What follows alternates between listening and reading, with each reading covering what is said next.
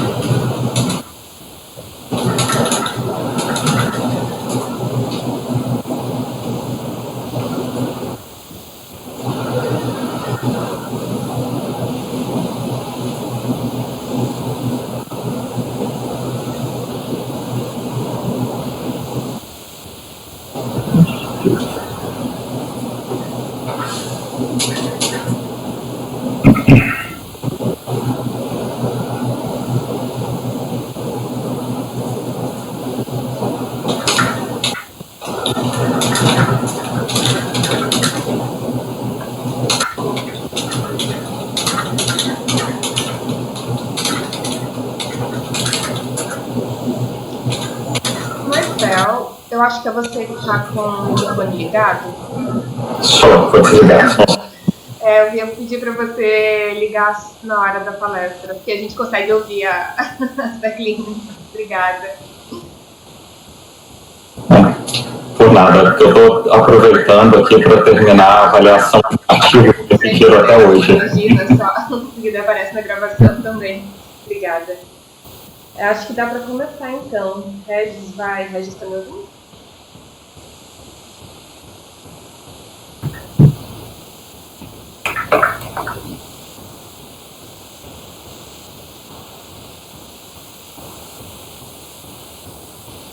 Não, acho que vai esperar mais uns 3 minutos. Beleza. Vai esperar mais 5 minutinhos. Ok. Já tem 93 pessoas. Nossa. E tivemos 570 inscritos. Até o momento, a média é que metade dos inscritos compareçam à palestra, sabe? Mais ou menos. Uhum. Alguns entram no decorrer também, outros vão lá só para marcar presença e colocar o nome para pegar certificado. Isso é normal. No Google Meet a gente conseguia ter um pouco mais de controle disso, porque a gente conseguia ver quem entrava e quem saía. No YouTube a gente vai na confiança, né? Não tem jeito. Eu enviei aqui para alguns colegas do grupo da UFAC, alguns falaram que iriam participar. Espero que consigam acompanhar. A internet aqui é muito ruim, ultimamente está péssima. Espero que não tenha muito problema, tá, Jéssica? Qualquer coisa você atende aí. Tá bom? Pode deixar. Só lembrar agora, então, deixar os microfones desligados quando não for a vez de cada um falar. Djalma, agora eu vou pedir para você. Tá desligado o seu? Vou desligar agora. Beleza.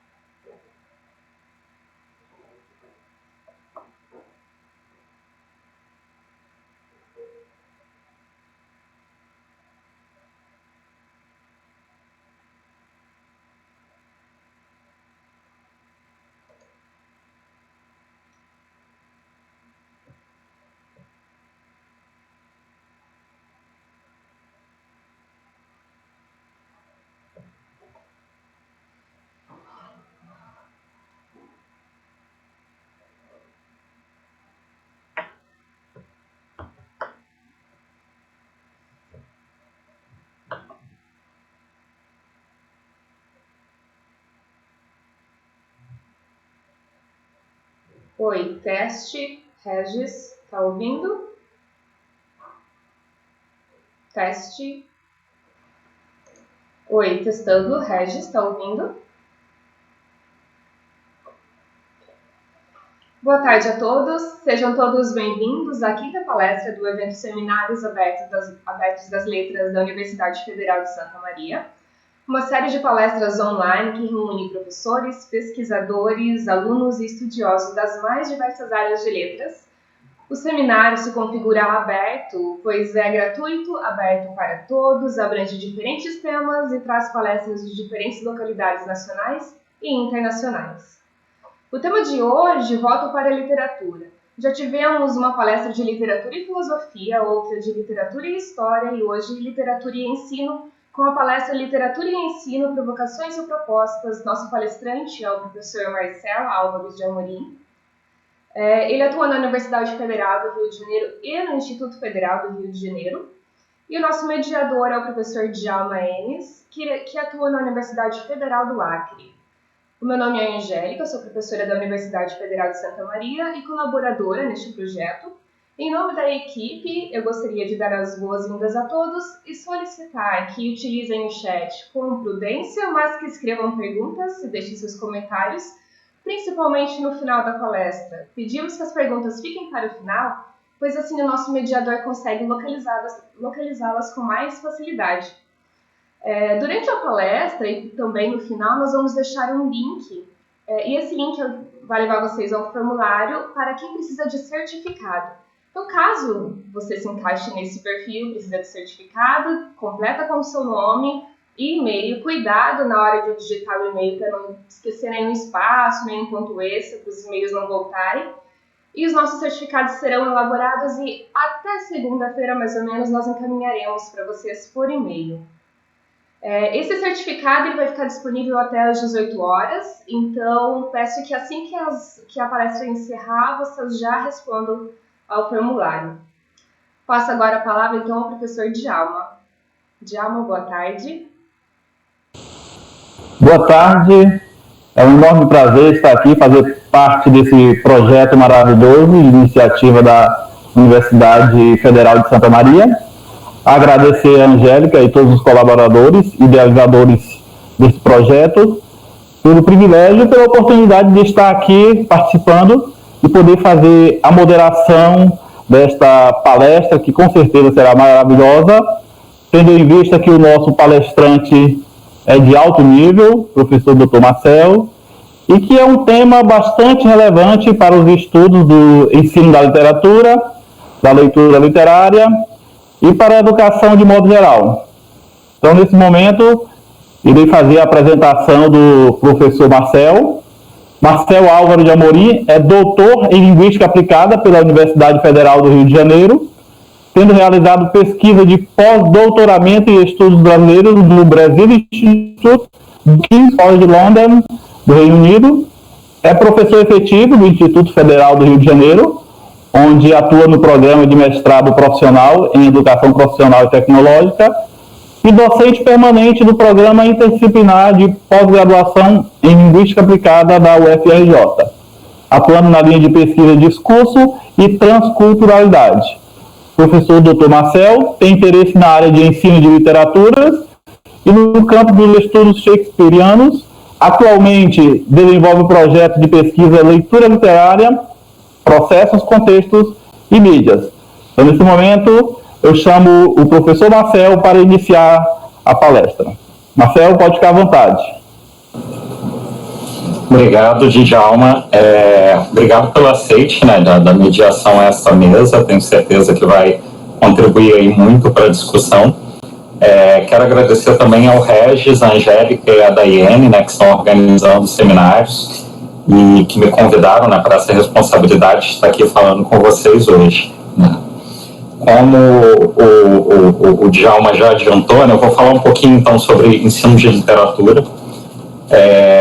Na verdade, é um interesse meu de pesquisa bem antigo, mas agora, nos últimos 5 anos, se tornou meu projeto principal, né, e ele se tornou o projeto principal por algo que eu costumo falar para todos, em todas as palestras que eu faço, em todas as falas, eu costumo sempre contando isso, né. Eu saí da universidade, eu fiz graduação em letras, como acho a maior parte das pessoas que estão assistindo, e quando eu saí da universidade, a primeira coisa que me deram foi uma disciplina, uma turma de literatura para dar aula. E eu achava que sabia tudo de literatura, eu tinha feito monografia de graduação em literatura, e quando eu comecei a preparar a aula de literatura para aquela primeira turma que me entregaram na mão, eu percebi que eu não tinha ideia do que era uma aula de literatura, que eu não sabia da aula de literatura, não sabia planejar a aula de literatura e não sabia muito menos o que fazer com texto literário em sala de aula da educação básica. Isso aconteceu, e aí eu não vou denunciar a minha idade, né, algo que a gente mantém mais escondido, mas lá na metade dos anos 2000, né, entre 2006 e 2007. Depois, já finalizado o doutorado, já dando aula na pós-graduação, eu optei por ministrar uma disciplina de ensino de literatura, muito baseado naquilo que me incomodou lá muito tempo atrás. E aí, surpresa minha, que todos os alunos que estavam naquela turma me relataram a mesma história que eu havia vivido há quase 10, 15 anos, agora 15, né, mas na época 10 anos atrás, que era, a gente sai da faculdade de letras, a gente tem uma carga horária bem grande de disciplinas de literatura, né, geralmente do primeiro ao último período, né, começando ali pelas bases da teoria literária, chegando até as literaturas dos diferentes idiomas e línguas e nações que a gente estuda, né, dependendo da opção, mas ao final da universidade a gente sai do curso de letras sem se sentir apto nem para dar aulas de literatura e muito menos para ser crítico literário. Então, uma pergunta que tem sido aí contínua, né, desses alunos, desde essa primeira turma de ensino até as turmas que eu ministro atualmente, tanto na especialização lato sensu quanto no estrito sensu, para que a gente aprende literatura na faculdade, o que a gente faz com a literatura na escola e como que a gente dá aula de literatura. Então, essa fala, ela se organiza mais ou menos a partir dessas ideias, e como eu coloquei no título, são algumas provocações, né, e no final algumas propostas, mas já lembrando que eu não vou responder o que é a aula de literatura, como se dá a aula de literatura, até porque seria no mínimo muito pretensioso da minha parte querer responder algo que é tão amplo, né?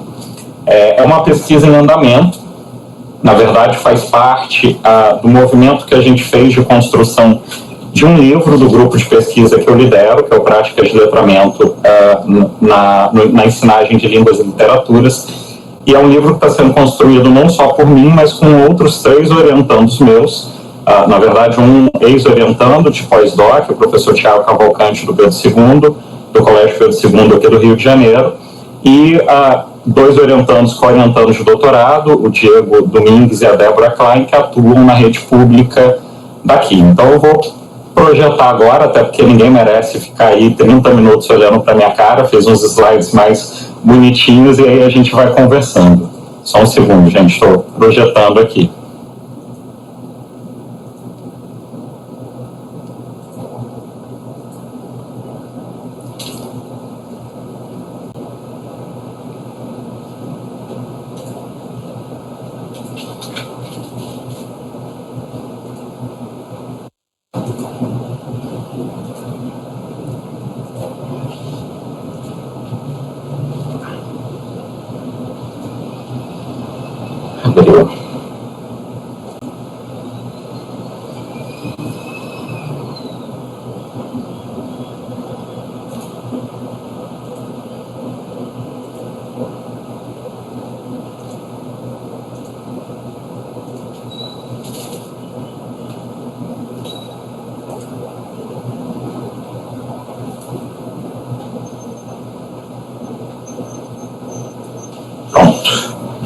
Enquanto vai abrindo aí para vocês, eu vou fazer alguns comentários iniciais, né?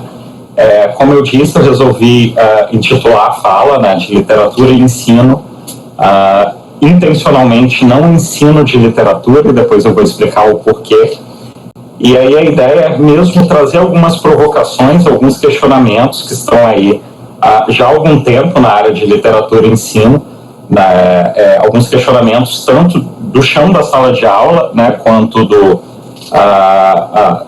do meio acadêmico, né? Há estudiosos aí trabalhando com a questão do ensino de literaturas e com a literatura em si há um bom tempo, e a gente vai finalizar com algumas propostas que, como eu disse, a gente está desenhando agora junto com o meu grupo de pesquisas lá na UFRJ e no IFRJ, né? Como o Djalma já colocou, né, eu atuo tanto no Programa Interdisciplinar de Linguística Aplicada lá do UFRJ, quanto no Programa de Educação Profissional Tecnológica do IFRJ. Então, essa fala se constrói aí na interseccionalidade entre esses dois programas e os orientandos que estão neles, né? Então, eu vou começar trazendo uma questão que a Neide Rezende, professora da Universidade de São Paulo, coloca lá em 2013, que é uma questão que é colocada ainda nas salas de aulas de pós-graduação, nos cursos que eu ministro até hoje, que é o que se ensina quando se ensina literatura, né? É uma questão ampla, mas é uma questão que ainda, ao meu ver, não foi respondida. Nem sei se dá para ser respondida, né?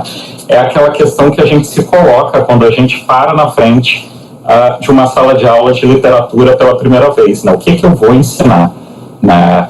Eu vou ensinar passagens históricas, eu vou trabalhar com conceitos, eu vou ler textos, eu vou trazer poesia para a sala de aula, eu vou fazer sarau poético. O que eu vou fazer na aula de literatura e o que eu vou ensinar quando eu ensino a literatura?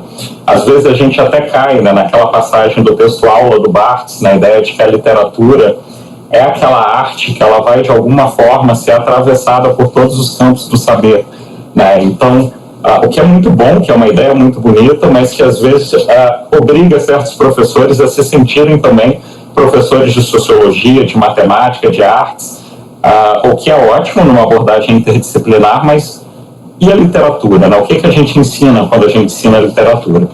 E aí a própria Neide Rezende, ela vai trazer uma possível resposta, né? Mas antes dela trazer essa possível resposta, ela vai dizer que na área de ensino de línguas, né, a gente tem visto ao longo dos anos, e mais especialmente desde os parâmetros curriculares nacionais, né, publicados pela primeira vez em 97, né, 98 com o ensino fundamental e depois em 2000 com o ensino médio, que a área de ensino de línguas tem dialogado aí com diversas teorias, sobretudo a partir das vertentes textuais, né, e discursivas da linguagem, o que tem provocado aí necessidade de mudanças, né, um repensar da área de ensino de línguas, sobretudo no referente ao ensino de gramática, né? Então a Neide Rezende, ela vai alegar que hoje em dia não se tem mais uma segurança no ensino puro da gramática, né? No caso da literatura, ela já diz que novas vertentes teóricas, né, têm instigado aí cada vez mais mudanças. E essas mudanças são muito perceptíveis nos documentos oficiais, né? E aí ela vai centrar a discussão mesmo na documentação oficial, nem tanto na sala de aula. E como exemplo, né, a gente lembra sempre das orientações curriculares do ensino médio, né, que, como eu vou falar mais adiante, é um documento que trouxe aí uma discussão teórica bem aprofundada em relação ao ensino de literatura, sobretudo por ter mais espaço, né, para essa discussão do que os documentos anteriores, que traziam ali uma ou duas páginas nos PCNs intituladas, inclusive, com a especificidade do texto literário e não propriamente literatura ensino, algo que remetesse à formação do leitor literário. Como eu disse, a Neide Rezende, ela tenta responder, né, e ela diz que, na verdade, apesar de todo esse desenvolvimento teórico, em 2013, né, que é quando ela escreve esse texto, ainda havia o domínio da história literária e da teoria da literatura na sala de aula de literaturas na educação básica. Então ela vai falar, e aí eu cito ela diretamente, que a história da literatura centrada no nacionalismo literário ainda é, de longe, a perspectiva dominante no ensino de literatura, desdobrando-se em sequência temporal numa lista de autores e obras do cânone português e brasileiro e suas respectivas características formais e ideológicas. Reparem, ela escreve esse texto em 2013, muita coisa mudou desde 2013 para cá, mas é perceptível, que essa ênfase no ensino historiográfico, por exemplo, ainda é muito forte. Num artigo que eu construí esse ano com 2 orientandos, analisando um livro de português que é mais, se diz, mais contemporâneo, né? Um livro aprovado no PNLD de 2018, chamado Se Liga na Língua, ainda é muito perceptível, né, esse caráter historiográfico do ensino de literatura. Mudou muita coisa, a forma de abordar a leitura literária no livro é diferente, não é mais a mesma coisa do período aí pré-PCM, né? Mas ainda assim você tem um foco numa organização didática focada nessa história da literatura. E aí a Regina Zilberman, em 2016, ela sinaliza ainda que a gente tem confundido, né, usualmente, o ensino de literatura com o ensino de teoria literária. E aí ela alega que essa confusão ela vem mais claramente a partir dos PCNs. Nos dizeres dela, né, a escola, né, a instituição escolar, ela tem mesclado aí noções heterogêneas da teoria literária que tem origem em teorias diversas, nem sempre compatíveis, articuladas, coerentes e até mesmo concorrentes ou adversárias. Além disso, ela diz que as próprias noções teóricas são objetos de reducionismo. Então, só para ilustrar isso para vocês, eu trouxe um bimestre do currículo mínimo do estado do Rio de Janeiro, né, como deve ter muita gente aí que não é do Rio.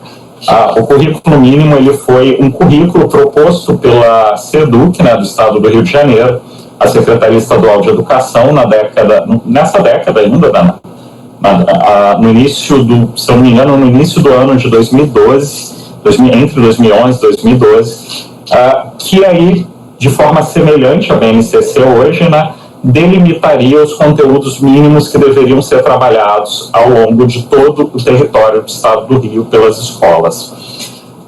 Só para exemplificar isso que Regina Zilberman e a Neide Rezende estão falando, né, eu trouxe o primeiro bimestre do primeiro ano do ensino médio, e aí você tem, primeiro, eles já determinam que tipo de textos deverão ser abordados. Como a gente sabe que a etapa do ensino médio, quando a gente vai trabalhar o ensino de literatura de forma mais sistematizada, começa-se pela primeira formação literária, pelo menos que acredita-se ter no Brasil, que seria a literatura de informação e os textos jesuíticos. Como é um currículo de português e literaturas, eles aproveitam e fazem aí uma mesclagem com a ideia de relatos de viagem crônica.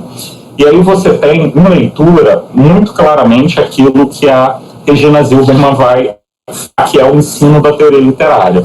Então você tem ali a diferenciação do texto literário do texto não literário, o reconhecimento das principais características dos gêneros literários básicos, né, o lírico, épico e dramático, a identificação nos textos de literatura de informação e nos textos jesuíticos das marcas das escolhas do autor com relação à tradição literária e ao contexto sociocultural, olha a relação histórica, né? A análise e avaliação, né, da presença do indígena na literatura de informação, na jesuítica, né, e na literatura contemporânea, e aí você tem um descritor um pouco mais amplo, um pouco mais aberto, com uma possibilidade de posicionamento, né, crítico mais evidente, e aí identificar as diferenças estruturais e temáticas que definem a crônica literária da crônica jornalística. Reparem como está muito voltado naqueles conceitos que a gente aprende lá na graduação na teoria literária 1. Né? Em relação ao uso da língua, uma vez que é um currículo de português e literaturas, você tem ali identificar fenômenos de variação linguística, identificar processos de interlocução, texto e leitor, identificar normas ortográficas, acentuação hífen a partir do novo acordo, identificar o sentido denotativo e conotativo da linguagem, novamente a questão da teoria literária, e reconhecer as funções da linguagem, né, referencial, metalinguística, poética e emotiva. E você tem também aquilo que a Zilberman vai afirmar de uma confusão, né, entre diferentes correntes, aqui no caso não só da teoria da literatura, mas correntes dos estudos linguísticos, como a sociolinguística variacionista, a análise do discurso, o funcionalismo, enfim, o estruturalismo linguístico, dentre outros. E aí a gente vai para a produção textual, né, que seria produzir relatos de viagem, aí já quase como um enunciado de questão, né, e produzir e editar uma crônica de jornal para publicação em um jornal mural ou num blog informativo. Né. Mas ainda fica aberto, quando a gente olha para esse currículo, o que então a gente está ensinando quando a gente ensina literatura. Parece que o currículo mínimo lá do início da década reafirma, né, o que a Neide Rezende e a Regina Zilberman colocam, lembrando que o currículo mínimo ainda está em vigor, enquanto o currículo estadual não é revisado a partir da Base Nacional Comum Curricular, né? Aqui no estado do Rio, em específico. Eu sei que outros estados, como Minas Gerais, o Tocantins, o Distrito Federal, já estão aí trabalhando com novos currículos, ou pelo menos com propostas de novos currículos. E aí a Neide Rezende vai falar que, assim, a pergunta sobre o objeto de ensino de literatura pode-se responder que se pretende ensinar algo sobre movimentos estéticos e estilos de época, seguindo-se uma determinada linha do tempo, dar informações sobre grandes obras e suas características numa pretensa relação entre texto e contexto.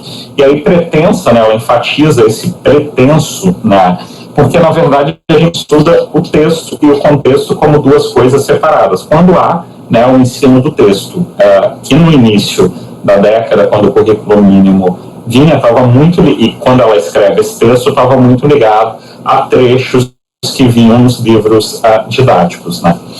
E aí ela vai falar também que as aulas, e eu acrescento até hoje, né, elas são predominantemente expositivas, né, geralmente com perguntas e respostas mecanizadas e dirigidas ali pelo livro didático, né.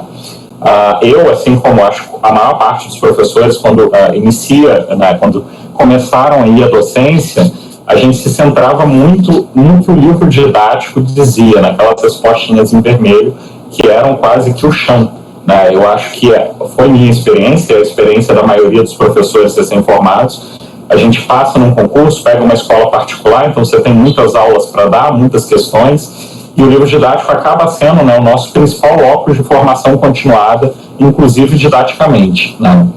Então ela vai falar ainda que mesmo com o surgimento dos novos campos de ensino, né, a escola ainda adapta a antiga estrutura taxonômica em cima dos novos saberes que deveriam ser ensinados. E aí eu cito em especial aqui para exemplificar, né, o que seria essa nova velha didática, né, o caso dos gêneros do discurso ou texto, como aparece nos PCNs, né. Você tinha aí um ensino de língua portuguesa muito centrado na classificação gramatical ao longo de muito tempo, né, e aí de repente os PCNs sugerem que o texto se torne o centro da sala de aula, na verdade, muito baseados em todo aquele discurso do Geraldini, né, no texto em sala de aula, e eles propõem que esses textos sejam abordados a partir da ideia de gêneros do discurso. Na verdade, nos PCNs, a partir da ideia de gêneros textuais. Só que não se muda a forma que se dá a aula. A gente continua, após PCN, ensinando gêneros do discurso de forma classificatória, como a gente ensinava a gramática. Então, se antes a gente perguntava qual era o sujeito, agora você pergunta qual é o gênero, né? Eu olho sempre a Prova Brasil, né? E a Prova Brasil sempre tem uma questão: qual é o gênero do texto acima, né? Então, geralmente é tirinha, né? E de repente vem outra. Onde está o humor? No livro do Cereja, né, tinha muitas essas questões. Onde está o humor nessa tirinha? É sempre no último quadrinho, né? O aluno nem precisa realmente ler a tirinha para responder. E outra questão, será que o aluno vê o humor naquele quadrinho, né? Como que esse humor é construído? Então a gente muda aí o tipo de ensino, mas a gente não muda a base sobre o qual esse ensino está fundado, né?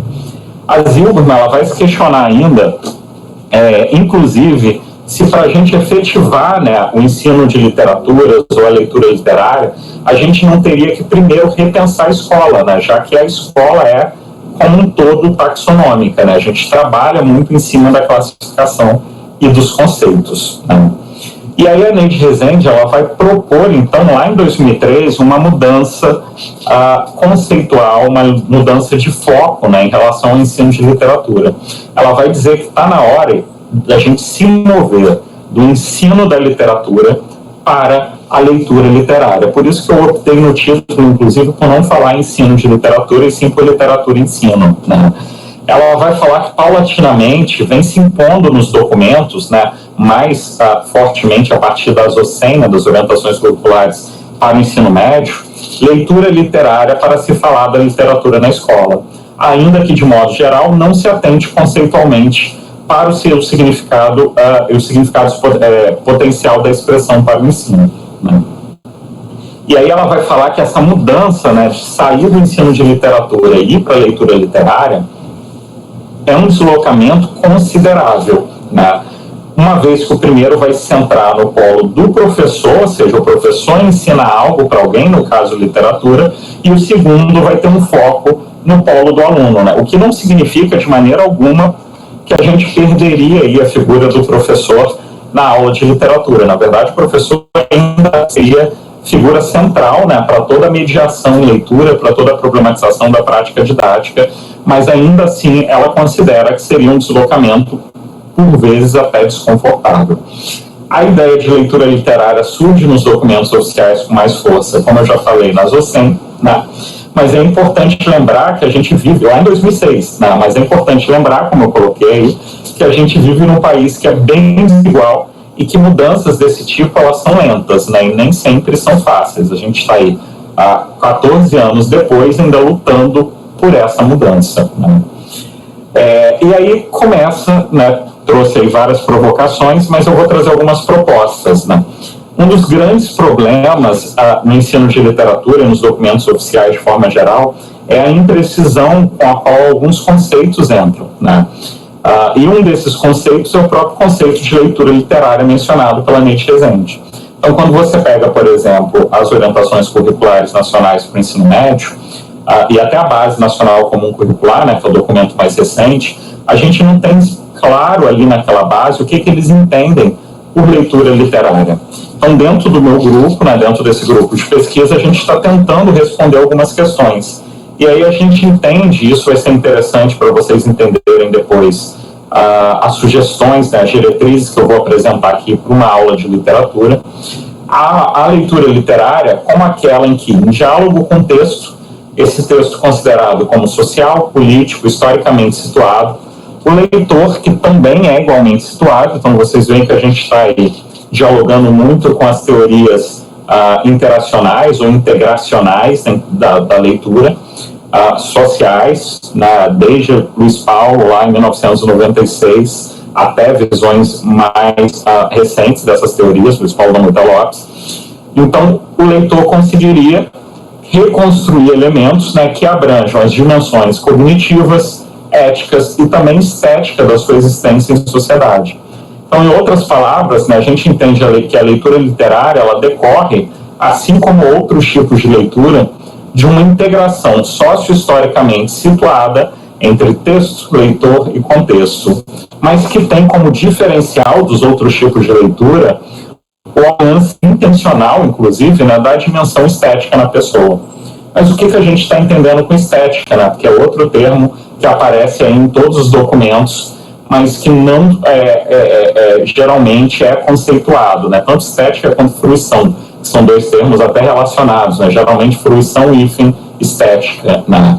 Então a gente entende, né, essa estética, a contemplação ou a vivência estética a partir do conceito de exotopia, né, de origem bakhtiniana, ou seja, como uma atividade responsiva que envolve, em ordem não específica, né, não são fases, né, não acontece dessa forma, acontece aí de forma misturada, 3 movimentos diferentes. O primeiro, que seria a compenetração, a empatia, que Bakhtin vai conceituar, né, como uma forma de vivenciar a experiência do outro, a vivência do outro, né, colocando-me no lugar desse outro, coincidindo-me com ele. Uma segunda fase, que seria a objetivação, que é quando a gente, a partir desse movimento de situar-se fora de si, né, e dentro do outro, eu volto, retorno a mim e objetivo, né, aquela vivência, aquela compenetração, aquela empatia, para, por fim, dar um acabamento. E aí, pelo acabamento, Bakhtin vai conceituar que a atividade estética vai começar propriamente nesse acabamento, que é quando a gente retorna a nós mesmos e ao nosso lugar, né, fora da pessoa que sofre. Quando informamos, né, que é um termo que ele usa bastante, e damos acabamento ao material da compenetração. Somente tal consciência, né, que retorna a si mesma, confere forma estética do seu próprio lugar, ou seja, a partir do seu próprio ponto de vista, a individualidade outra, né, que foi apreendida desde o interior.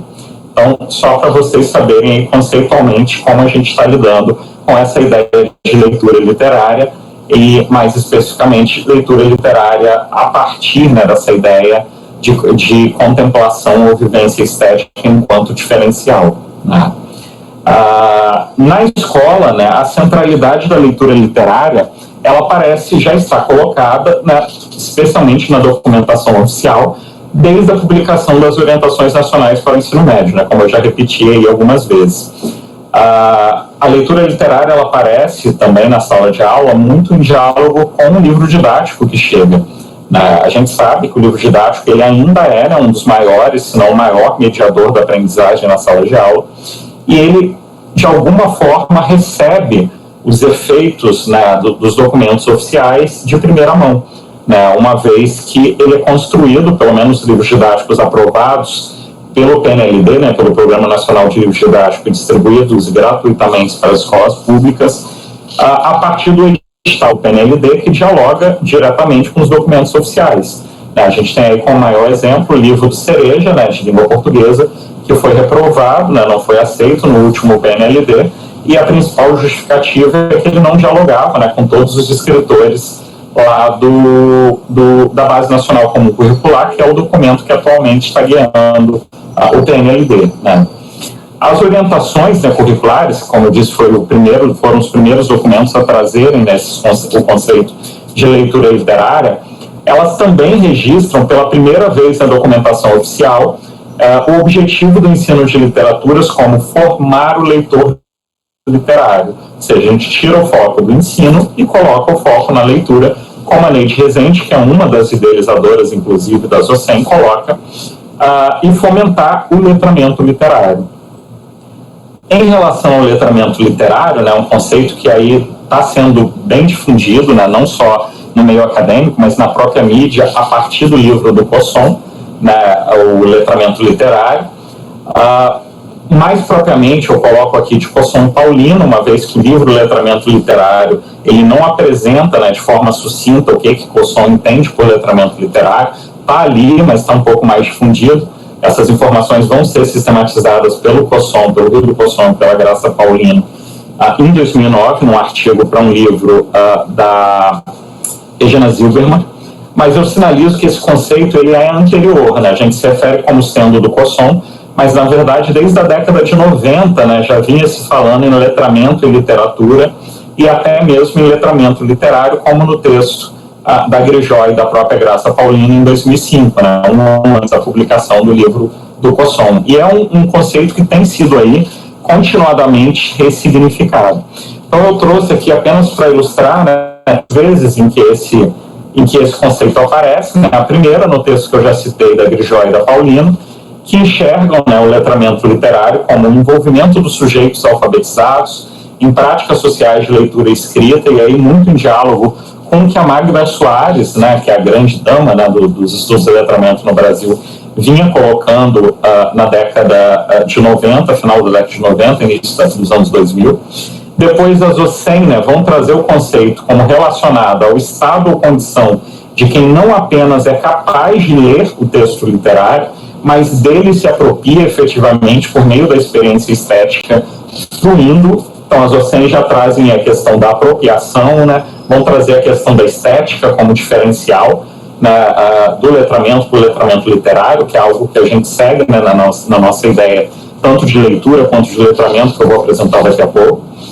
E Cosson e Paulino, né, também pautados nessa ideia de apropriação, vão enxergar o letramento literário como processo de apropriação literária enquanto construção de sentidos, né.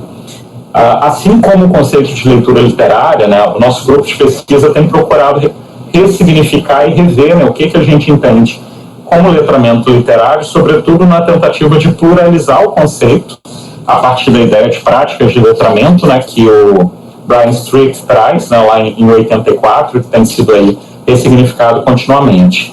Então, eu entendo, e isso é importante para a gente compreender, né, as diretrizes que eu vou colocar, nas orientações que eu vou colocar a seguir, a prática de letramento literário como movimentos contínuos, responsivos e ideológicos, mesmo sabendo aí que o termo ideológico está sendo absolutamente questionado, né, pelo atual governo brasileiro, mas ainda assim a gente enfatiza essa ideia de letramentos como ideológicos, de apropriação do literário como construção de sentidos, não apenas sobre o texto, e aí a gente amplia, mas também sobre nós mesmos, já que a gente está falando sobre experiência estética, vivência estética, e sobre a sociedade.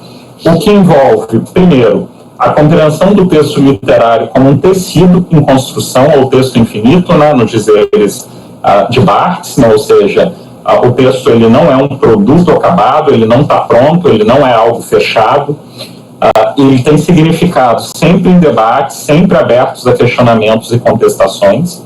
Segundo, né, envolve também a possibilidade de construção contínua de atitudes responsivas, e aí sempre ideologicamente guiadas, dialogando com Bakhtin, né, todo o nosso posicionamento frente a texto sempre vai envolver uma atitude emotivo-volitiva, sempre vai envolver um julgamento social, né, no contato efetivo com os textos literários em diferentes contextos.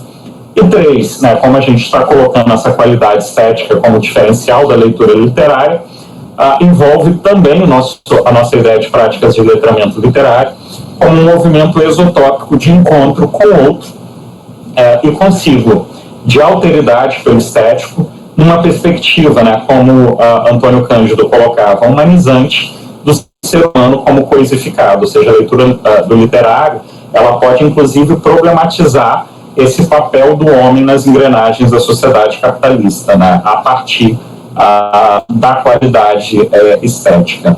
E aí, pensando nisso, e agora já encaminhando para o fechamento da minha fala, eu trouxe aqui algumas orientações, né, que a gente construiu no âmbito do grupo, e lembrando que não é uma receita, a gente tentou fugir, inclusive, daquela ideia da sequência, né, expandida e básica do Cosson, ou seja, não é uma sequência, mas sim algumas diretrizes, algumas orientações que a gente pode pensar aí para o ensino de literaturas na educação básica, né, em específico, que é para o que o grupo está olhando agora, né.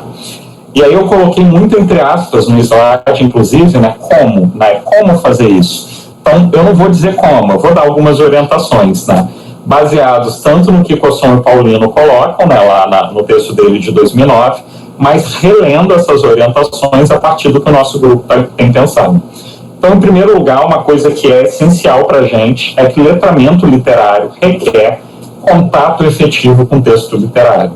Não dá para letrar literariamente pelo livro didático se o livro didático não trouxer os textos literários, ou sem levar os textos literários para a sala de aula de alguma forma. Práticas de letramento literário envolvem prioritariamente o contato do aluno com o texto literário, entendido para além do texto canônico escrito, compreendendo outras formas, né, do literário, como a literatura digital, a literatura surda, né, que é praticamente completamente imagética, entre outras formas do fazer literário. Ou seja, ficar discutindo história da literatura por si só, né, separado, não estou demonizando aqui a relação entre história e texto, obviamente, mas como separado não vai ajudar nesse processo de letramento literário. Uma segunda orientação que a gente tem pensado é que práticas de letramento literário, elas se dão a partir de movimentos socio-historicamente situados de construção de sentidos do texto na leitura literária. Então, a leitura literária e os sentidos construídos a partir daquele texto devem emergir do movimento socio-historicamente situado de leitura. Nesse sentido, a gente deve evitar, que é uma coisa que aparece, por exemplo, nas sequências do Rio do Cosson, a tentativa de enquadrar previamente um texto dentro de um tema. Então, eu sei que a gente faz muito isso, né, de separar um tema para uma aula da literatura, mas quando você dá para o aluno o tema a priori, de alguma forma a gente está cerceando que outras temáticas emerjam daquele movimento. Então, preparar uma aula de literatura sobre um poema de Camões, né, aqueles amor é fogo que arde, etc. e tal, já falando a priori que o tema é amor e trazendo a música do Legião Urbana, que é a aula de literatura aí mais tradicional que a gente tem, pode não ser muito producente, porque você já está enquadrando o aluno, ou dando a ele um enquadramento para que ele realize esse movimento de leitura. Além disso, como terceira diretriz orientação, a gente afirma sempre que é preciso que o contato da literatura na escola se dê a partir da diversidade textual. permitindo no currículo o diálogo entre obras de diferentes gêneros literários, não pertencentes apenas ao cânone, mas também obras ainda não valorizadas na sociedade. E aí eu incluo literatura dita periférica, slams, literatura digital, literatura infantil e juvenil, outras formas de literatura que normalmente não tem esse lugar na sala de aula. É importante falar que não é substituindo a literatura canônica, mas em diálogo com ela. Como a gente está falando aqui de substituição. Envolvendo outras temáticas, como a literatura produzida por negros e negras, a literatura produzida por pessoas LGBTQI, a literatura produzida por pessoas de classes favoritas, como favelados, de periferia, indígenas, ou seja, outras literaturas. Então é necessário, nesse sentido, como eu falei, dialogar o cânone, né? Não excluir o cânone, mas dialogá-lo com outras manifestações artísticas que compreendam a produção literária a partir de outras vivências, de outras perspectivas ideológicas. A gente está sempre aqui dialogando em favor da pluralidade.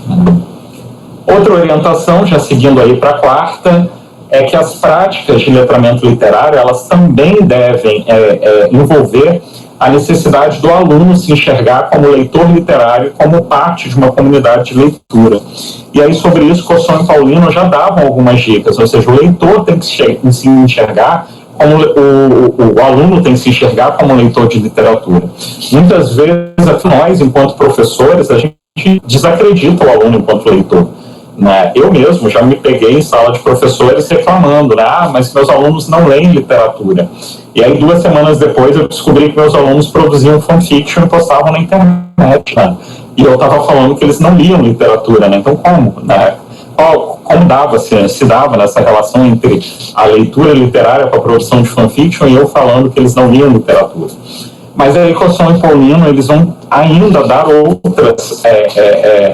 outras orientações, né? Então a gente pode, por exemplo, lançar mão de estratégias, né, como grupos de estudo, clubes de leitura, ou outras formas de associação que permitam compartilhamento de leituras. Então, hoje em dia, eu tenho um projeto de extensão no campus e vou muito às escolas públicas conversar com os professores, eles vão ao campus também, e aí tem professor usando de WhatsApp, alguns usam Google Docs, alguns usam mural na escola, né, as escolas que não têm ali acessos, né, tecnológicos, ou que os próprios alunos, né, não têm.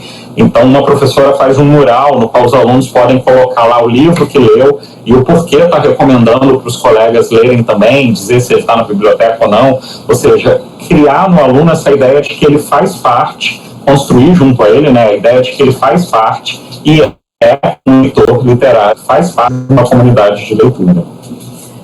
Quinta diretriz e orientação que a gente está pensando aí é que é necessário alargar e consolidar o contato do aluno com práticas diversas de leitura literária e que elas podem se manifestar a partir do texto escrito ou até de outras manifestações artísticas e de releitura literária, a partir da abordagem de outros textos ou até mesmo do mesmo texto em outra mídia, ou seja, inserir o aluno num contexto de leituras literárias. E aí trabalhando, por exemplo, com adaptações cinematográficas, com quadrinhos, com outras formas e outras mídias que podem auxiliar. Novamente, não substituindo. E aí eu vou dizer aqui, inclusive, que a gente não concorda com a posição da BNCC, né, de colocar quadrinhos de cinema, por exemplo, como gêneros substitutivos. Não, são outras formas de arte, são outras obras com as suas próprias especificidades, mas dialogando e ampliando o contato com isso que a gente está chamando aqui de tecido literário. Como 7ª dica, né, a gente coloca, posso ter pulado, tá, gente? Eu não sou muito bom em matemática, então acho que eu pulei do 5º para o 7º, não sei o que eu fiz, que o professor deve atuar também como um problematizador do processo de letramento literário, auxiliando, inclusive, na construção da cultura literária do aluno. E aí, nesse sentido, né, são importantes, como o professor Paulino coloca, as seleções dos textos que compõem a tradição de uma comunidade, as informações sobre as condições de produção e circulação dos textos históricos, ou seja, não é falar da história pela história, mas entender de que forma aquele texto dialoga e reconstrói o contexto histórico inicial de produção e circulação dele. assim como o conhecimento da estrutura desses textos e seu funcionamento interno, desde que esses elementos estejam a serviço da experiência literária. Ou seja, não é ignorar aquilo que a Neide Rezende e a Zilberman colocavam lá no início, mas é fazer um movimento inverso. Não trabalhar o contexto histórico e as características da teoria literária sobre o texto, mas entender de que forma esses elementos podem auxiliar na compreensão do texto. Penúltima orientação, é importante que a gente se atente também aos desejos e escolhas dos alunos. A gente tem que escutar os nossos alunos. A gente deve considerar, os educandos como pessoas que desejam ler determinados textos. E a gente não deve ignorar esses textos que eles desejam ler. Claro que sempre passando aí pelo controle, pela mediação, pela problematização do professor. Ou seja, você não vai pegar todos os textos que o aluno quer ler e colocar em sala de aula, mas você vai verificar em que medida eles podem, por exemplo, dialogar com aqueles textos que estão ali no currículo, que já estão previstos. Eu lembro sempre de uma experiência que eu tive, que dando uma aula sobre algum outro texto, planejando as aulas junto aos alunos, um aluno falou, professor, mas a gente podia ler Harry Potter. E aí, assim, eu me formei leitor lendo Harry Potter, mas como professor de literatura, na hora eu pensei que o meu papel era, não vou ler Harry Potter com aluno em sala de aula. E aí ignorei a fala dele. Algumas aulas depois, eu dando aula sobre outro texto que os alunos não haviam lido, obviamente, era perceptível. Esse aluno estava, a aula era no laboratório de informática, escondido atrás do computador, lendo Harry Potter. E aí eu me peguei pensando o seguinte, enquanto os outros alunos não liam, ele estava lendo. Por que eu desmerecia ali a sugestão, a experiência dele? Claro que naquela época, naquele momento, não era possível dialogar o que eu estava trabalhando com Harry Potter, mas se é possível, por que não? Então a gente deve sim considerar o aluno como alguém que pode ter, que tem, obviamente, desejos e escolhas, e tentar escutar, na medida do possível, esses desejos e escolhas dos alunos. E aí, por fim, a última orientação, e eu vou terminar aqui a fala com ela, é que é necessário, como afirmado, inclusive, pela Base Nacional Curricular, assegurar o trabalho com a escrita literária, de modo a permitir que o aluno se entenda também como um produtor de literatura, por meio de paráfrases, paródias, adaptações, renarrações de uma mesma história a partir de diferentes focos narrativos, fanfics, produção de literatura digital, adaptação para imagens, para desenho animado, até para filme. Hoje em dia, grande parte dos alunos tem celular, o que pode servir como importante recurso didático, dentre outros procedimentos de apropriação dos textos literários. Bom, é isso. Muito obrigado e passo a palavra agora para o Djalma.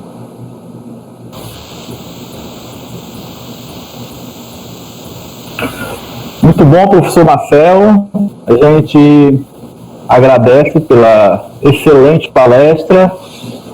É bom ouvir pessoas que realmente conhecem do assunto. O professor Marcelo é um grande estudioso, grande pesquisador da área da literatura. E assim tivemos esse privilégio, uma oportunidade ímpar de ouvir uma palestra tão bem fundamentada como essa. Avisamos a todos que estão acompanhando que já podem enviar suas perguntas aí pelo chat no YouTube. Nós faremos as perguntas de vocês aqui para o professor Marcel, para que ele possa estar respondendo e continuar esse diálogo com a gente. Tudo bem? Então a gente aguarda a pergunta de vocês, tá? Vou iniciar fazendo uma pergunta aqui para o professor Marcel, ao mesmo tempo em que o parabenizo pela excelente palestra, dizer que nós comungamos do mesmo pensamento. Realmente, ao longo dos anos, se tem trabalhado nas escolas, principalmente no ensino médio, apenas a história da literatura. E aí o ensino realmente da literatura, o trabalho mais efetivo com os textos, tem ficado um pouco para trás. Inclusive, em muitos momentos, a gente se percebe que o próprio texto literário é utilizado como um pretexto para o ensino da gramática. e alguns professores ainda trabalham com essa concepção. Mas, professor Marcel, eu trouxe aí bastante provocações para nós, algumas propostas excelentes para que os nossos professores possam estar implementando aí, colocando em prática em sua sala de aula, para que nós tenhamos o ensino da literatura mais voltado para o letramento literário, que é um dos grandes objetivos hoje do ensino da literatura. Pensando nisso, professor Marcelo, gostaria de saber a sua opinião sobre os livros didáticos que estão sendo adotados atualmente nas escolas. E o senhor considera que os livros didáticos hoje adotados nas escolas, tanto no ensino médio quanto no ensino fundamental, são adequados ao ensino da literatura nessa perspectiva do letramento literário? Djalma, em primeiro lugar, obrigado. E eu gosto sempre de escutar pessoas que estão em outros estados, em outros contextos, né? Você está na Federal do Acre, está aí no Acre, que é um estado que eu ainda não tive a oportunidade de visitar. Vou algum dia, tenho vários alunos no programa de Linguística Aplicada que são professores, inclusive, na Federal do Acre, e fico prometendo para eles que uma hora eu vou, né? E aí é importante para mim escutar essas falas para saber que essa realidade, né, do ensino historiográfico, do ensino do texto literário como pretexto, é uma realidade nacional, né? A gente vê aí, mesmo no Brasil, sendo um país tão continental, a gente vê essa história se repetindo, né, em vários contextos, em diferentes estados, em diferentes territórios, né? Aí, sobre a sua pergunta em específico, né? Sobre o livro didático. O livro didático é um grande problema, né? Ao mesmo tempo que ele é uma grande solução.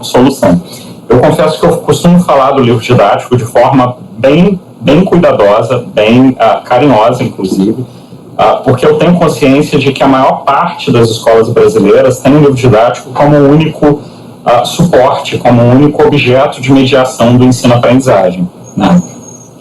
E aí eu penso, o IFRJ em que eu atuo, né, um dos campos que eu atuo, que é o meu principal, ele fica numa cidade do interior do Rio, na verdade não é tão interior assim, é a região metropolitana, chamada São João de Meriti, que é uma cidade sem igual, assim, é uma cidade extremamente carente, com uma vulnerabilidade social gigante, e é a cidade com a maior densidade demográfica da América, né? Eu repito isso sempre, em toda fala que eu faço, mas eu acho importante entender o contexto para entender o que eu vou colocar agora. São cerca de 13.400 habitantes por quilômetro quadrado. Ou seja, é muita gente, né? A cidade tem até o apelido de formigueiro das Américas. E é uma cidade que, diferentemente das outras cidades da Baixada, ela não tem um bairro rico, uma região mais rica, uma cidade realmente em estado de vulnerabilidade social. Obviamente, nem todo mundo que está lá pertence à mesma classe econômica, mas você tem ali, de certa forma, um padrão para a cidade, né? E aí, em muitas escolas, né, que eu vou visitar, especialmente escolas que ficam dentro das comunidades, das favelas, eles não têm sequer um data show, não têm acesso à internet. Tem um computador, já aconteceu isso com uma escola que eu fui, e esse computador fica dentro da secretaria, porque ele é usado para registros, né, pelo pessoal de secretaria. Então, o livro didático, né, nesses contextos, não só nesse, em outros também, mas eu vou falar desse específico, ele é um único objeto mediador da aprendizagem. Então, criticar o livro didático é sempre uma coisa que, para mim, é muito dolorosa, porque eu entendo que muitos professores veem o material não apenas como um único objeto mediador, mas também como um único locus de formação continuada. Muitas vezes a gente sai da faculdade, a gente não continua em formação pela imensa carga horária que a gente tem que pegar para ter aí um bom salário, para conseguir sustentar a família. Então, o professor, ele pega ali 2 matrículas, ele tem uma escola particular, não dá tempo de fazer uma pós, um curso de extensão, e o livro didático, né, acaba sendo o lugar no qual ele se atualiza, tanto em teorias, né, os livros didáticos para professor geralmente tem aquela parte de discussão teórica, né, no caderno do professor, como também na didática do ensino daquele determinado idioma. Então, feito essas características, feito essas exceções, né, esses comentários, para ir tirar o peso de ter que criticar o livro didático, eu acho que varia. Os livros didáticos melhoraram muito, respondendo mais diretamente a sua questão. Uma pesquisadora do grupo, a Deborah Klein, ela observou, né, num encontro que a gente teve, que os livros didáticos mudaram muito do período da década de 80, né, antes do período de redemocratização brasileira, para a década de 90, pré-PCN, para pós-PCN, já nos anos 2000. Então, você tem ali uma mudança bem significativa, né? Antes era os livros didáticos que ela analisou, né, eram bem claramente baseados numa estrutura, no entendimento da metalinguagem, né, da estrutura gramatical, muito focados nessa questão. Pós-PCN, a gente já tem ali um foco maior na leitura, ou pelo menos na construção de significados, alinhada à questão da metalinguagem. Então, melhoraram muito. São perfeitos? Não. Como eu falei, a gente analisou mais recentemente o livro Se Liga na Língua, né, do ensino médio, distribuído aí pelas escolas, para as escolas públicas, e a gente percebeu que, apesar do livro trazer pretensamente uma nova roupagem, né, ele se diz, inclusive, conectado com a fala dos jovens, ele ainda está trazendo uma abordagem histórica da literatura, né?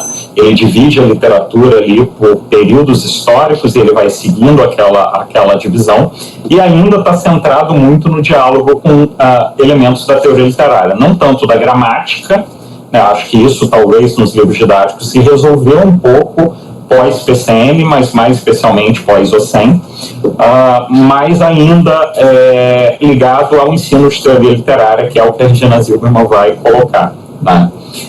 Eu acho que há grandes problemas, além desse, no livro didático. Eu vou citar mais um, vou parar por aqui, em relação a essa questão, que é o fato de muitos livros didáticos ainda dividirem, né, língua, literatura e redação, né? Geralmente a gente tem os livros didáticos divididos em 3 sessões separadas.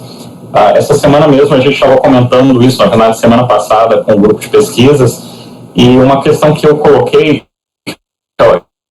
alguns concordaram, outros não, enfim, foi uma discussão meio grande, se a gente está propondo que literatura e língua se atravessem, né, e aí eu lembro aqui do Diógenes Buenos Aires, que colocou, inclusive, que na Universidade Estadual do Piauí, onde ele atua, há uma proposta, né, há uma disciplina que enxerga literatura e língua a partir da perspectiva interdisciplinar. Por que a gente ainda continua separando esses 3 conteúdos? Por que a gente não está trabalhando língua e literatura de forma realmente interdisciplinar?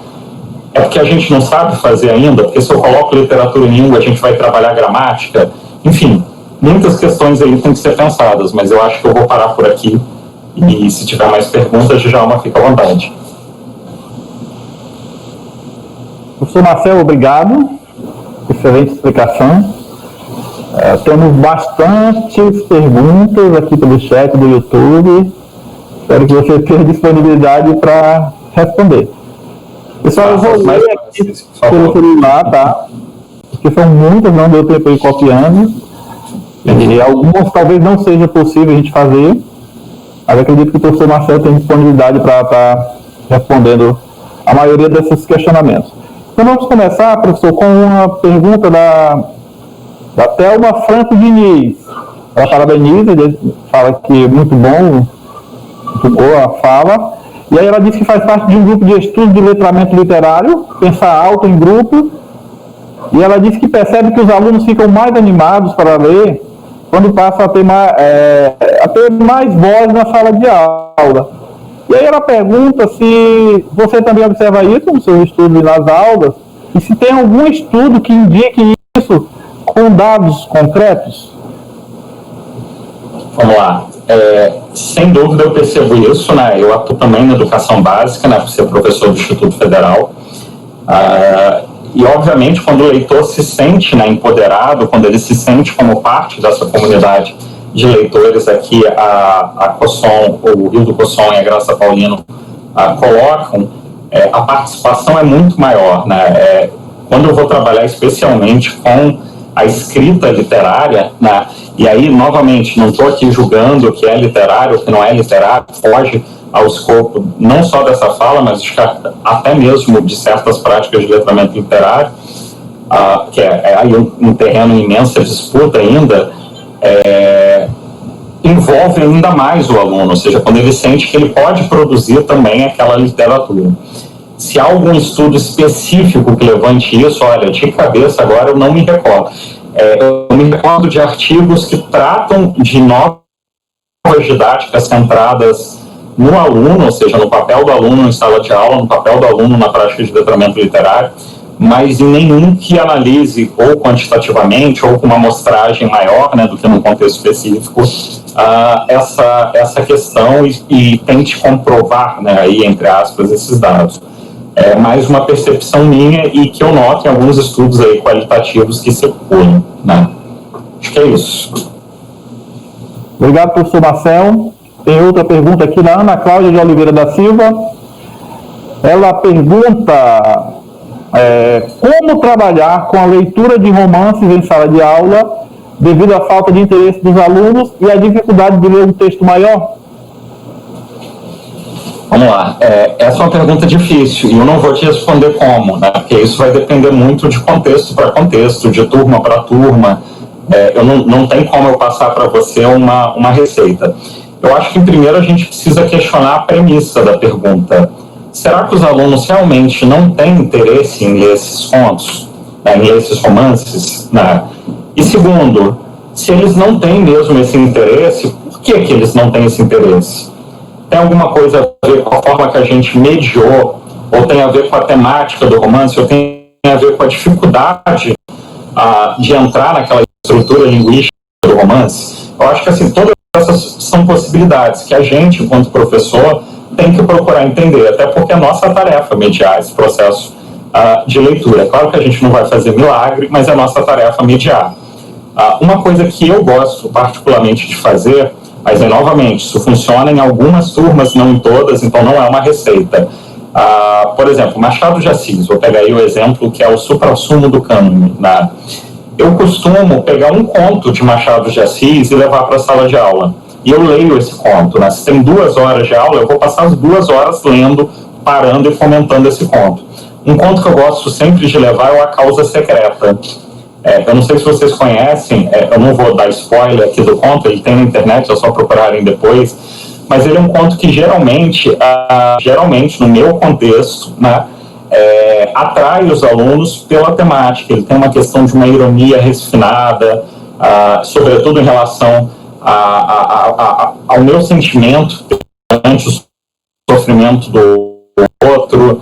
Então tem uma questão ali que, de alguma forma, é interessante para meus alunos. Da forma que eu falei, parece que meus alunos são todos rebeldes e adoram ver o outro sofrer. Não é isso não, tá, gente? É dado o tipo de narrativa que a gente está aí constantemente sendo bombardeado, por exemplo, pela mídia, né? E aí, a partir disso, eu proponho a leitura. Então vamos agora passar, se no currículo tá, eu gosto de trabalhar, por exemplo, com memórias póstumas, né, até antes de Dom Casmurro, ou até no lugar. E aí vamos ler agora, então, o outro. E aí, geralmente, eu leio alguns trechos dessa obra junto com os alunos. Aquela leitura que a gente comenta, pergunta, ou seja, eu tento, de alguma forma, medir essa aproximação do aluno com o texto. Mas, novamente, isso não é uma receita. Pode funcionar para mim em algumas turmas, já não funcionou em outras, e eu acho que é importante vocês compreenderem muito bem o contexto de vocês antes de aplicar. Pode ser que funcione trabalhar com uma adaptação cinematográfica, funcione trabalhar com a temática, né? Apesar de eu achar problemático, como eu já falei, a gente trabalhar com a temática a priori, né? Mas a gente tem que procurar ali as melhores ferramentas que a gente tem para esse movimento de mediação da leitura literária. Djalma.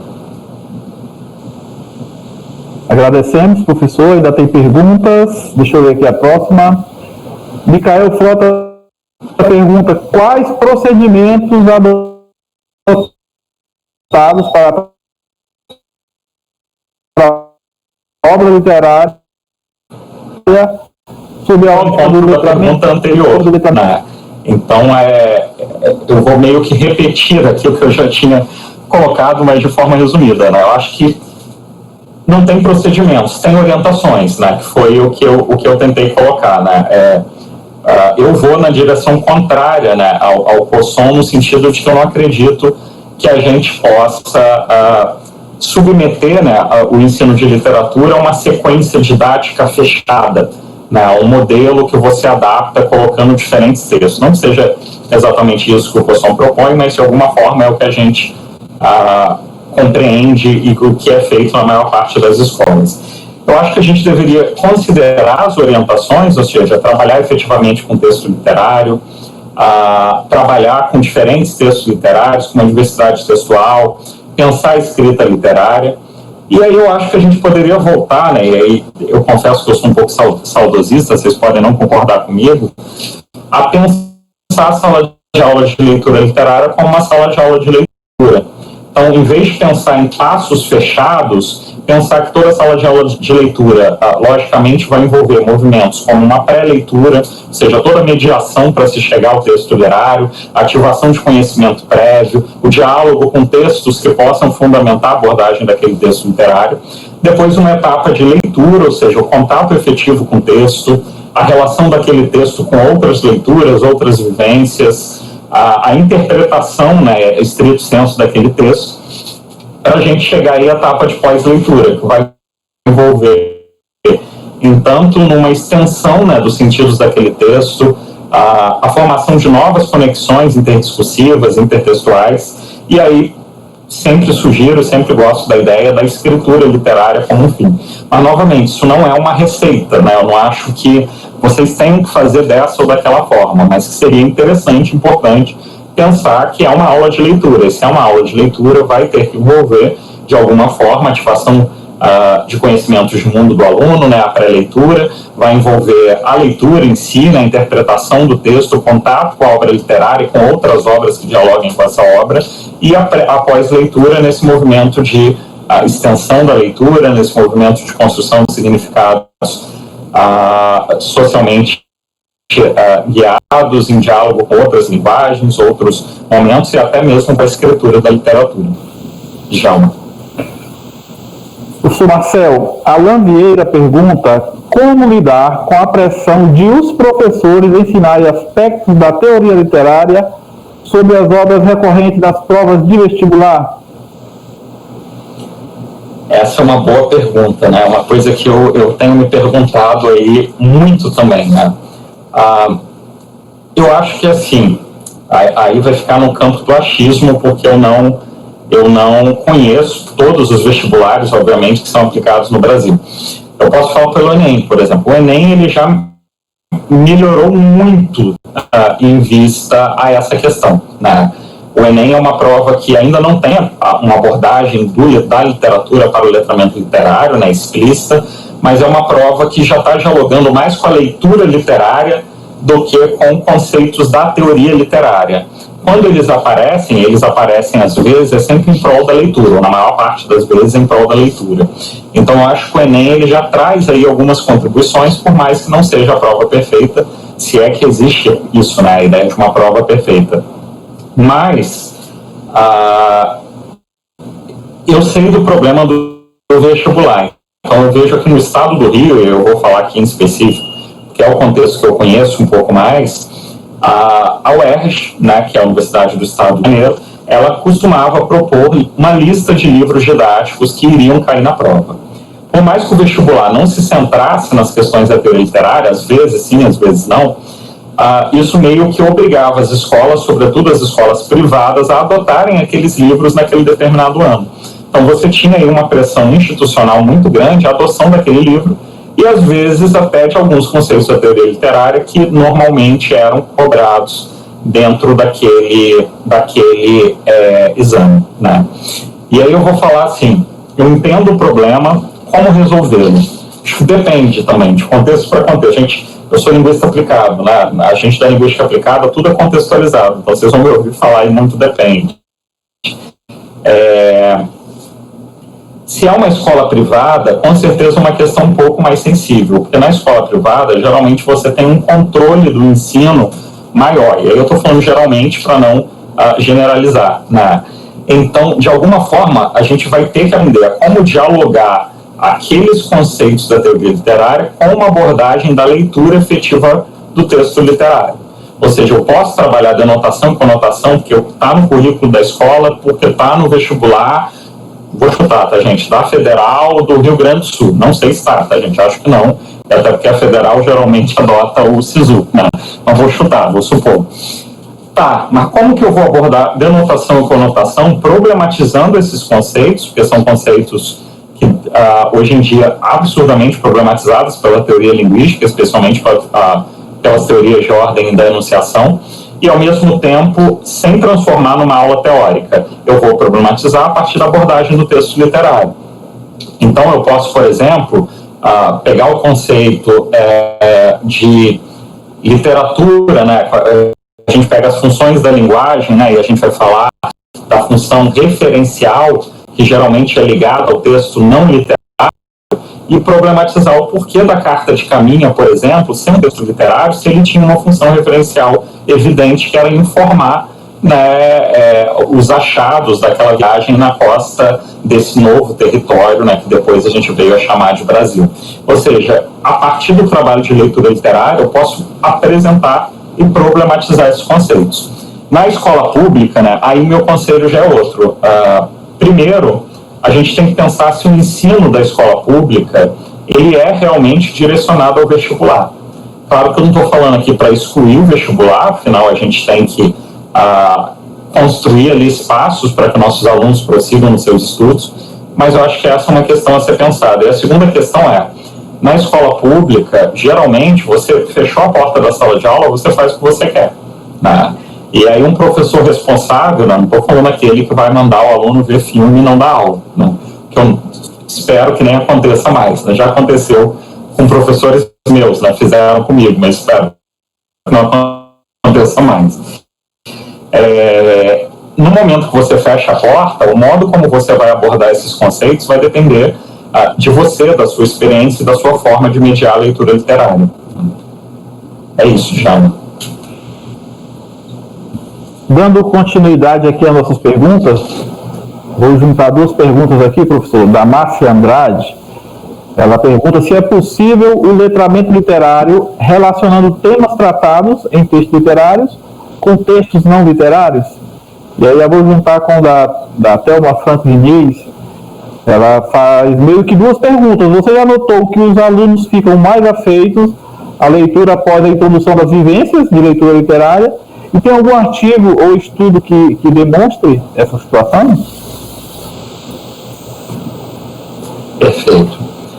Eu acho que, respondendo a primeira, eu acho que é possível sim a gente atravessar a leitura de textos literários com a leitura de textos não literários, até para a gente compreender como a literatura constrói, né, diferentes realidades, constrói diferentes possibilidades de ser, inclusive. Um pouco antes dessa fala aqui com vocês, eu estava avaliando um artigo para uma revista, e era um artigo que falava sobre a mulher nórdica, né, a mulher dos países nórdicos, né, Dinamarca, Suécia, Noruega, Finlândia, Islândia, na época dos vikings, né, e aí o autor desse artigo se propunha entender como essa figura feminina era reconstruída na literatura do Tolkien, né, no Senhor dos Anéis, a partir de uma personagem específica e depois no cinema. E aí, para isso, nós usava um texto que relatava, né, a questão da mulher na sociedade viking, e os dois textos, o literário e o fílmico. Então, dá para a gente fazer uma abordagem desse tipo na sala de aula, claro que não tão ampla, tão específica, mas além de dar, é interessante, porque ela foi percebendo ao longo do artigo de que forma essa mulher é construída pelo texto informativo, né, lá no caso, um texto acadêmico sobre a mulher na sociedade nórdica, depois pelo texto literário, como se reconstruía, e aí não falando que o Senhor dos Anéis é uma sociedade nórdica, na Terra-média, não é a Dinamarca, não é a Noruega, mas era muito baseado na mitologia nórdica, né, e depois no cinema, né. E aí ela atravessa com questões como o feminismo, ela vai atravessar com questões como a própria ideia de adaptação, entre outras, né, nos discursos variados. Então, é interessante, e é importante, se for possível, dialogar esse tipo de texto, né? E aí estou dando um exemplo, mas várias outras amarras podem ser feitas. Eu só tomaria cuidado para não pensar, não dar esse tema a priori para os alunos, porque, como eu falei durante a palestra, poderia ali meio que enquadrar a interpretação deles dentro desse tema em específico.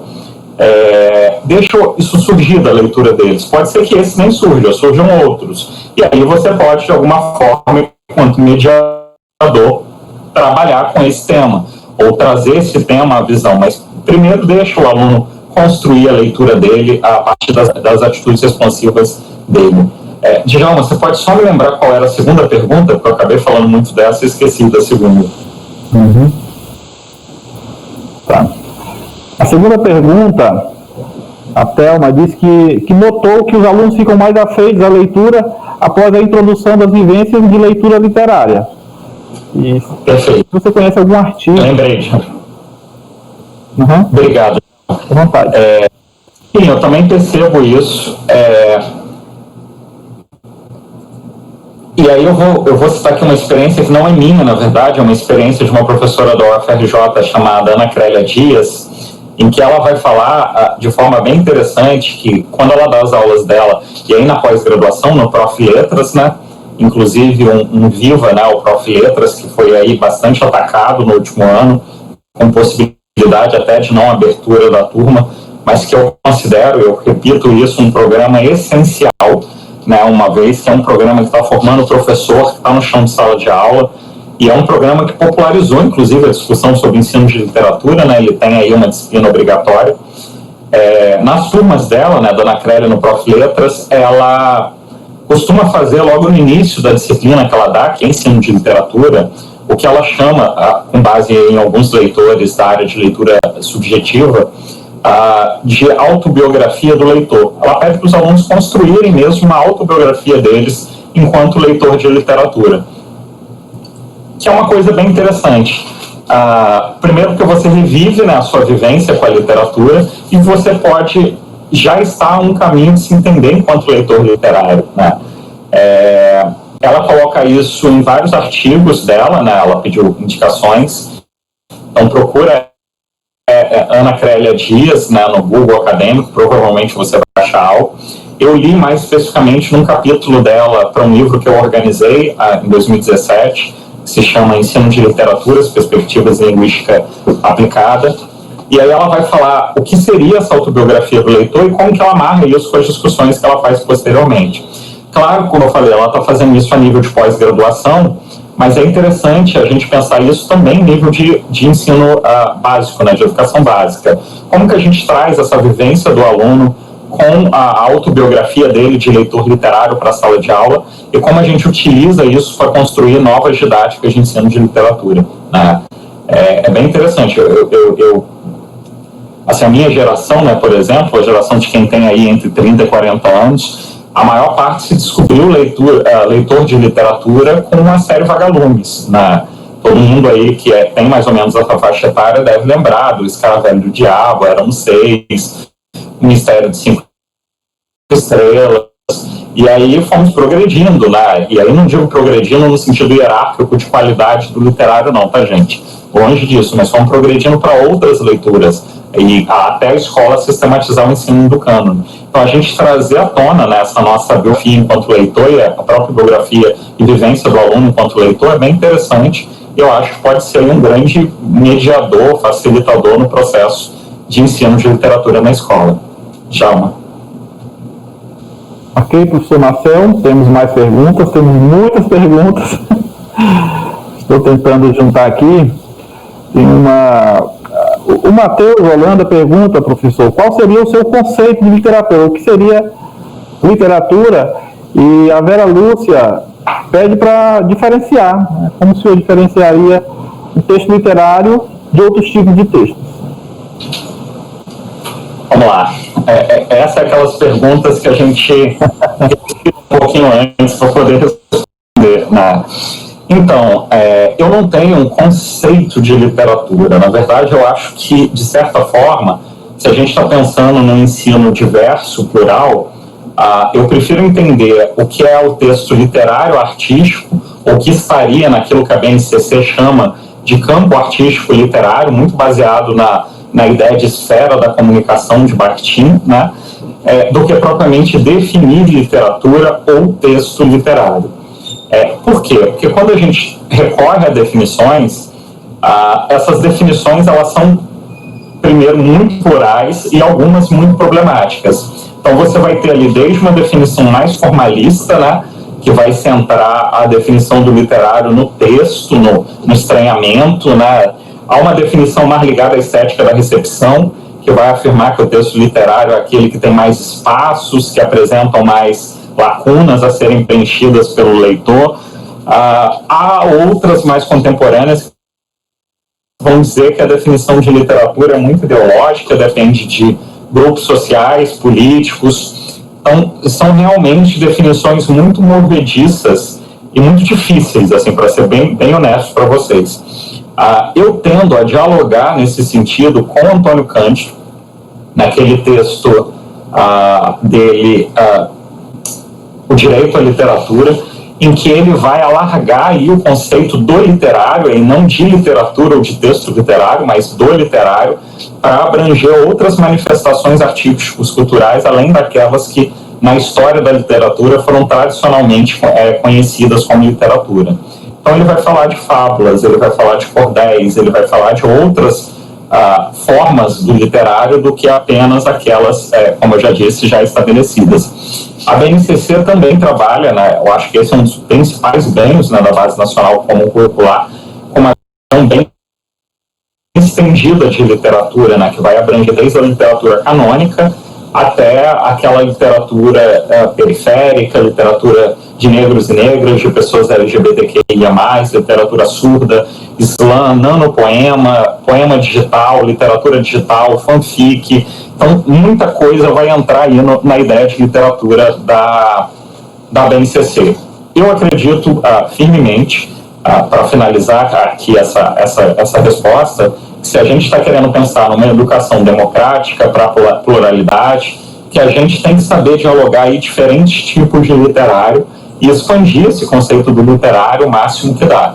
Como eu falei, não excluindo de forma alguma e garantindo a presença do cânone, daquilo que é considerado canonicamente pelas teorias da literatura enquanto obras de arte literárias, mas expandindo aí esse conceito do literário para a gente dar conta, primeiro, do que é o tecido literário na contemporaneidade.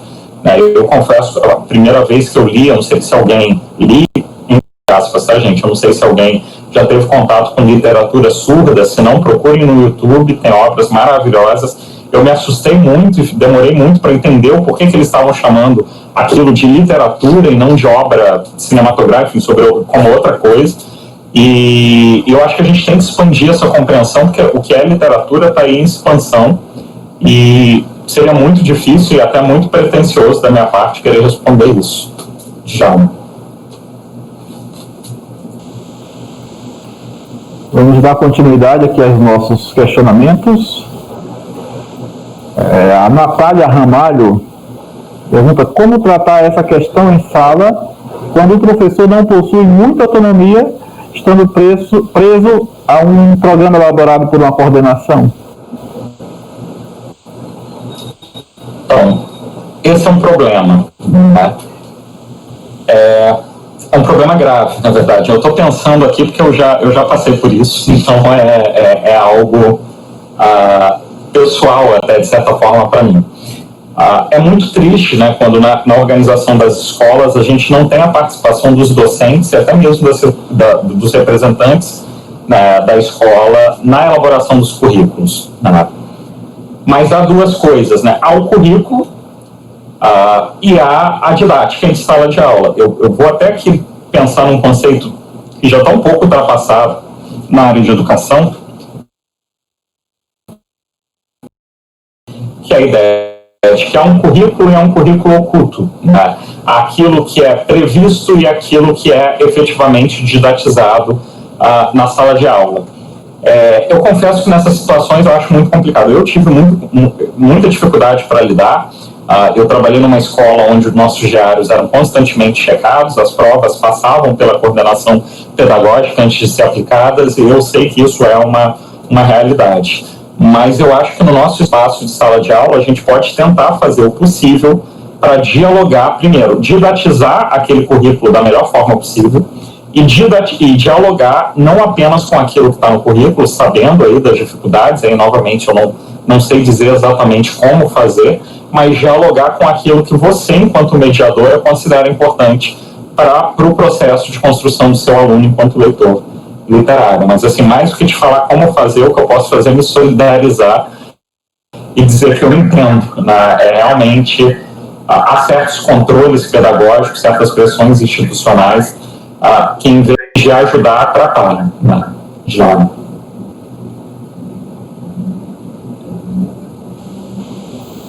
Infelizmente não vai dar tempo a gente ler todas as questões, a gente vai fazer apenas mais uma pergunta, tá, professor Marcelo? São várias aqui, mas como o nosso tempo está se esgotando, vou fazer mais uma pergunta aqui, bem específica, da Amanda Finini. Ela pergunta, ela afirma que algumas leituras cânones têm apresentações alternativas, como história em quadrinhos, por exemplo.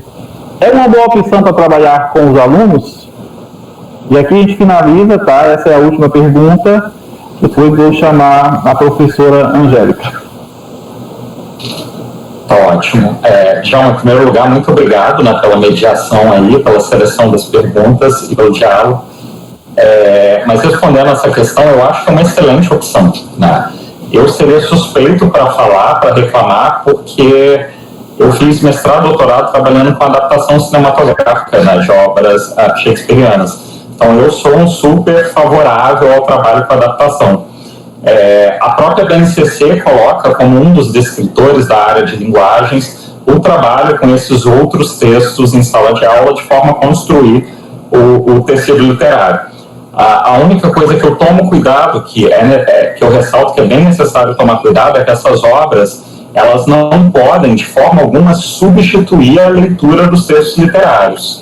Elas vão entrar na didática de trabalho com texto literário, elas vão entrar na sala de aula, elas vão ser abordadas enquanto obras com as suas próprias especificidades. Então, se eu estou trabalhando com quadrinhos, eu tenho que pensar o que é ler quadrinhos, o que é letrar a partir dos quadrinhos, talvez entrar aí nos letramentos multimodais, olhar a questão da imagem, do diálogo, e não achar que eu estou trabalhando a obra literária, que são duas coisas, a obra literária X ou Y, né, que são duas coisas diferentes.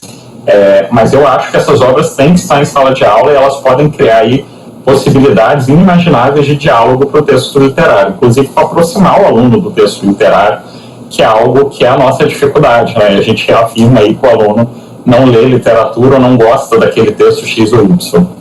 Bom, é isso. Obrigado pelas perguntas, gente, e passo, então, para o Djalma e para a Angélica.